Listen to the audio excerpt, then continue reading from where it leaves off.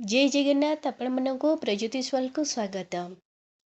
पितृपक्ष ठीक अच्छे पितृपक्ष जो मनुष्य माने निजर पितृ को स्मरण करि नथांती तांको तिल तर्पण देई नथांती पिंडदान करि नथांती तो सेमानंको पितृदोष लगी थाए। ता व्यतीत जो मानक जन्म कुंडली रे मध्य ग्रह मानकर स्थिति खराब रही थाए कि एपट सेपट रही थाए सेमानकर मध्य पितृदोष माने लगी थाए। तो पितृदोष लगिले घरे विभिन्न प्रकार समस्या देखा जाय थाए। अनेक लोक को माने साधारण समस्या बोली भाभी थांती किंतु शास्त्र रे मान्यता अछि कि शास्त्र रे स्पष्ट भाव रे कुहा जायछि पितृदोष एमिति गोटे दोष छोट छोट समस्या घर लगी रही थाए किंतु आमे जानी पर न थांतु आ पितृदोष हेले घरे शांति समृद्धि अभाव हुए आओ बहुत असुविधार मध्य सम्मुखीन करिया को पड़ी थाए। तो पितृदोष जो लागुची आपण पितृ को स्मरण न करी मध्य पितृदोष लगी थाए कि जन्म कुंडली रे बा जातक रे पितृदोष मध्य रही थाए। तो से पितृदोषर लक्षण कौन माने आमको पितृदोष लगी कि रही तार लक्षण कौन तार उपाय कौन पितृदोषरु आमे केमिति तार कौन कले मध्य आमे पितृदोषरु मुक्ति पाई परिया। देखंतु पितृदोषर माने मेन लक्षण कौन आपण केमिति जानिए। प्रथम होचे संतान समस्या। आपणक विवाहर बहुत वर्ष पर जदि आपणकर संतान लाभ रे बाधा होउची किंतु ता सहित आपणक संतान थिले मध्य सेमानकर देह खराब होउची कि सेमान माने मध्य अनेक समस्या भोग करूचंती। तो कि आपण विवाह परे संतान लाभ हो नहीं आपण जेते चेष्टा कले मध्य तो आपण जानि दियंतु जे आपण को पितृदोष रो सम्मुखीन हेइचंती। द्वितीय होचे अर्थ समस्या। आपण बहुत परिश्रम करचंती सब किछि करूचंती किंतु आपण को घरे कंटिन्यू धन अभाव रोची व्यवसाय भल चलु नहीं आपण को जॉब मध्य भल चलु नहीं प्रमोशन होउनी कार्यर क्षति रोची धन जदि आसुची मध्य धन आपण पाखे रहू नहीं जा आसुची खर्च हो जाउची एहीपरि अवस्था हेले मध्य आपण को पितृदोष लगी थाए। तृतीय होची स्वास्थ्य समस्या। परिवार रे केही ना केही आपणकर माने बारंबार रोगरे पीड़ित होउचंती आपण माने चिकित्सा कले मध्य संपूर्ण भाव में सुस्थ हो नाहंती माने बारंबार तांको देह खराब रोची स्वास्थ्य समस्या रोची ताहले मध्य आपणकर पितृदोष लगी रही थाए। चतुर्थ होची विवाह रे बाधा। आपणकर पुओ हो कि झियो विवाह रे माने तांकर विवाह हेउ नहीं कि विवाह अटकी जाउची कि हेले भांगी जाउची कि विवाह परे भी दाम्पत्य जीवन माने सुखमय हो नहीं। तो ये सबू माने जेतिकी समस्या रही तो यह मध्य पितृदोषर एक लक्षण मध्य रही थाए।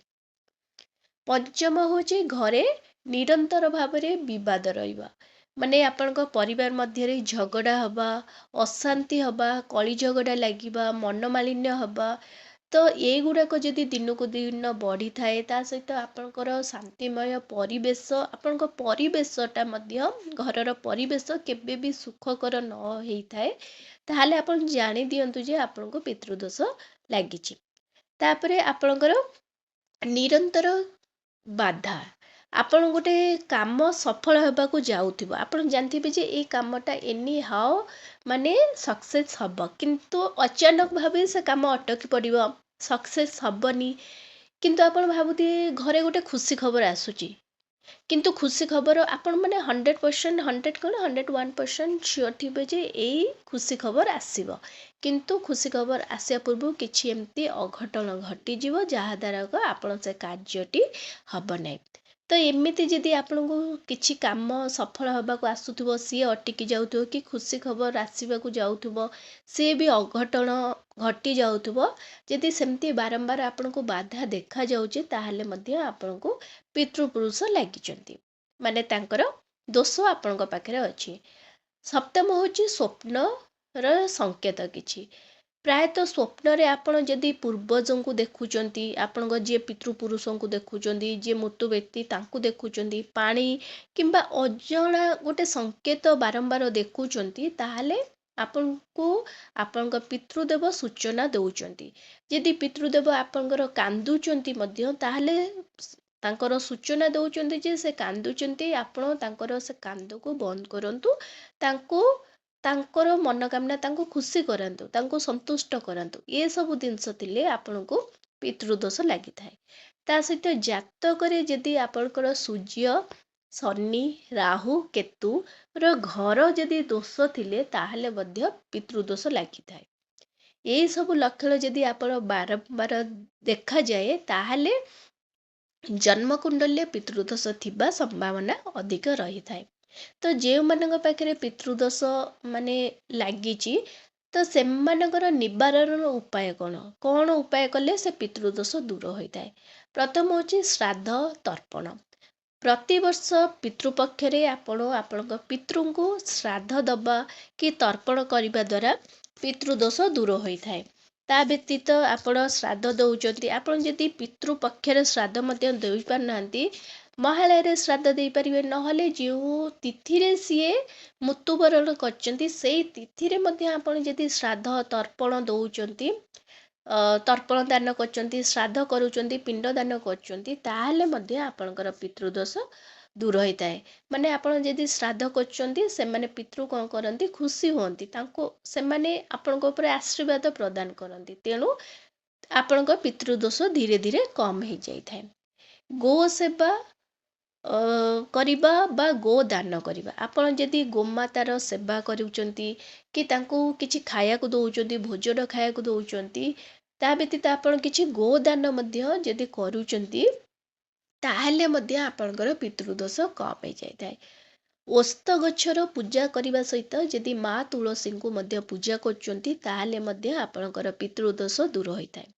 ସୋମବାର ମାନେ ଆପଣଙ୍କର ବର୍ଷକ ସାରାର ଯେତିକି ସୋମବାର ଅଛି, ଆଉ ଅମାବାସ୍ୟା ତିଥିରେ ଓସ୍ତ ଗଛ ତଳେ ଆପଣ କ'ଣ କରିବେ, ଓସ୍ତ ଗଛଙ୍କୁ ପୂଜା କରିବେ, ତାଙ୍କୁ ପାଣି ଅର୍ପଣ କରିବେ, ଦୀପ ଧୂପ ପଞ୍ଚ ଉପଚାର ବିଧିରେ ଆପଣ ଯଦି ଓସ୍ତ ଗଛକୁ ପୂଜା କଲେ ସୋମବାର ଦିନ ଆଉ ଅମାବାସ୍ୟା ତିଥିରେ, ଯେମିତିକି ପ୍ରଥମେ ପାଣି ଅର୍ପଣ କଲେ, ଫୁଲ ଅର୍ପଣ କଲେ, ଚନ୍ଦନ ସିନ୍ଦୁର ଦୀପ ଧୂପ ନୈବେଦ୍ୟ ଦେଇ ମାନେ ପୂଜା କରିସାରିଲା ପରେ ଆପଣ ପରିକ୍ରମା ଯଦି ସେ ଓସ୍ତ ଗଛ ଚାରିପଟେ କରୁଛନ୍ତି, ତାହେଲେ ଆପଣଙ୍କ ପିତୃ ଖୁସି ହେଇଥାନ୍ତି, ଆଉ ତାଙ୍କରି ଆଶୀର୍ବାଦରେ ଆପଣଙ୍କ ପିତୃଦୋଷ ମଧ୍ୟ କମ୍ ହେଇଥାଏ। ତା ବ୍ୟତୀତ ପ୍ରତିଦିନ ଆପଣ ଯଦି ମା ତୁଳସୀଙ୍କୁ ପୂଜା କରୁଛନ୍ତି ଆଉ ମା ତୁଳସୀଙ୍କୁ ଦୀପ ଦାନ ମଧ୍ୟ କରୁଛନ୍ତି, ତାହେଲେ ମଧ୍ୟ ଆପଣଙ୍କ ପିତୃଦୋଷ କମ୍ ହେଇଥାଏ। ତା ବ୍ୟତୀତ ଆପଣ ବ୍ରାହ୍ମଣ, ଅସହାୟ କି କୌଣସି ଗରିବ ଲୋକଙ୍କୁ ଯଦି ଖାଇବାକୁ ଦେଉଛନ୍ତି କି ଅନ୍ନଦାନ କରୁଛନ୍ତି କି ଯେକୌଣସି ପ୍ରକାର ଆପଣ ବସ୍ତ୍ର ଦାନ ମଧ୍ୟ କରୁଛନ୍ତି, ତା ଦ୍ୱାରା ମଧ୍ୟ ଆପଣଙ୍କର ପିତୃଦୋଷ କମ୍ ହେଇଥାଏ। ତା ବ୍ୟତୀତ ଆପଣ କୌଣସି ଏମିତି ମନ୍ତ୍ର ଅଛି ଯେମିତିକି ଓମ୍ ନମଃ ଶିବାୟ ହେଲା, ନହେଲେ ମହାମୃତ୍ୟୁଞ୍ଜୟ ମାନେ ମନ୍ତ୍ର ଜପ ଯଦି ଆପଣ ବାରମ୍ବାର କରିବେ, ପ୍ରତିଦିନ କରିବେ, ତାହା ଦ୍ୱାରା ମଧ୍ୟ ପିତୃଦୋଷ କମ୍ ହେଇଥାଏ। ତା ବ୍ୟତୀତ ଗରୁଡ଼ ପୁରାଣ, ବିଷ୍ଣୁ ସହସ୍ରନାମ, ରୁଦ୍ରାଭିଷେକ କଲେ, ତା ବ୍ୟତୀତ ଗୀତା, ଭଗବତ ଗୀତା ଯଦି ଆପଣ ପାଠ କରୁଛନ୍ତି, ତାହେଲେ ମଧ୍ୟ ଆପଣଙ୍କର ପିତୃଦୋଷ କମ୍ ହେଇଥାଏ। ଭଗବାନ ଶିବଙ୍କୁ ପ୍ରତି ସୋମବାର ଯଦି ଆପଣ ଜଳ ଅର୍ପଣ କରୁଛନ୍ତି, କ୍ଷୀର ଅର୍ପଣ କରି ତାଙ୍କୁ ବେଲପତ୍ର ଅର୍ପଣ କରିବା ଦ୍ୱାରା ଆପଣଙ୍କର ପିତୃଦୋଷ ମଧ୍ୟ କମ୍ ହେଇଥାଏ। ଶନିବାର ଦିନ ଶନି ଦେବଙ୍କୁ, ହନୁମାନ ଦେବଙ୍କୁ ପୂଜା କରିବା ଦ୍ୱାରା ମଧ୍ୟ ଆପଣଙ୍କର ପିତୃଦୋଷ କମ୍ ହେଇଥାଏ। ତା ବ୍ୟତୀତ ଆପଣଙ୍କ ଯାହା ବି ଗ୍ରହ ଦୋଷ ମଧ୍ୟ ରହିଥାଏ, ଗ୍ରହ ଦୋଷ ମଧ୍ୟ କମ୍ ହେଇଥାଏ। ତା ସହିତ ଆପଣ ଆପଣଙ୍କ ପୂର୍ବଜଙ୍କୁ ସମ୍ମାନ ଯଦି ନ କରୁଛନ୍ତି, ତାହେଲେ ମଧ୍ୟ ଆପଣଙ୍କୁ ପିତୃଦୋଷ ଲାଗିଥାଏ। ତେଣୁକରି ଆପଣ ପୂର୍ବଜଙ୍କୁ, ଆପଣ ପିତୃପୁରୁଷଙ୍କୁ ସର୍ବଦା ଚେଷ୍ଟା କରିବେ ସମ୍ମାନ ଦେବା ପାଇଁ।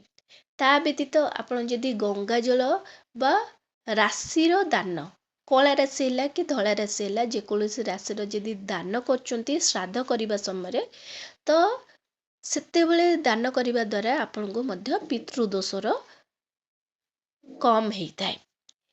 ଆପଣଙ୍କର ଶ୍ରାଦ୍ଧ, ଦାନ, ମନ୍ତ୍ରଜାପ ଆଉ ସେବା ଦ୍ୱାରା ଆପଣ ପିତୃଦୋଷରୁ ମୁକ୍ତ ହୋଇପାରିବେ। ପିତୃଦୋଷ କେବଳ ଏକ ଗ୍ରହ ଦୋଷ ନୁହେଁ, ବରଂ ପୂର୍ବଜଙ୍କୁ ବା ଆମର ପିତୃପୁରୁଷଙ୍କୁ ସମ୍ମାନ କରିବାର ଫଳ। ତେଣୁ ଆପଣ ଯଦି ଆପଣଙ୍କର ପିତୃଙ୍କୁ ସମ୍ମାନ କରୁଛନ୍ତି, ତାଙ୍କୁ ଭକ୍ତିର ସହିତ ତାଙ୍କର ଆଶୀର୍ବାଦ କାମନା କରୁଛନ୍ତି, ତାହେଲେ ଆପଣଙ୍କୁ କେବେ ବି ଆପଣଙ୍କର ପିତୃ